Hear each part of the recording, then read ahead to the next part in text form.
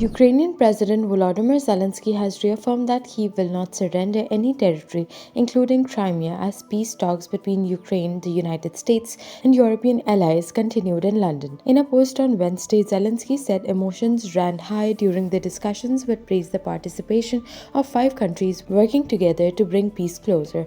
He reiterated that Ukraine would abide by its constitution, which prohibits surrendering any part of its territory.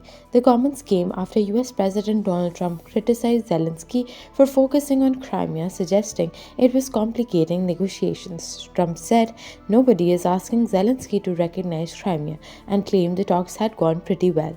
Meanwhile, a scheduled meeting of foreign ministers from Ukraine, Britain, France, Germany, and the US was cancelled after US Secretary of State Marco Rubio pulled out. Instead, national security advisors from the participating countries met in smaller groups. Trump's Ukraine envoy Keith Kellogg met with Zelensky's chief of staff in London and said the talks were positive. He added that the goal remains to stop the killing, achieve peace, and put America first. France and Britain reiterated that any resolution must respect Ukraine's territorial integrity. A spokesperson for UK Prime Minister Keir Starmer said the future of Ukraine must for Ukraine to decide. While diplomatic efforts continued, missile attacks struck Kyiv and Kharkiv early Thursday.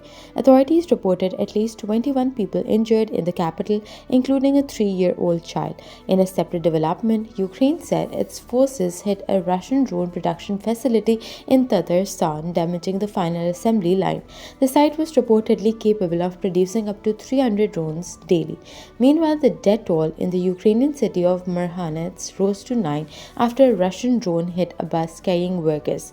It was one of over 130 drone attacks reported across the country between Tuesday night and Wednesday. Despite ongoing violence, both sides are continuing indirect diplomacy, with the third round of US-Ukraine talks scheduled for Saturday in Muscat.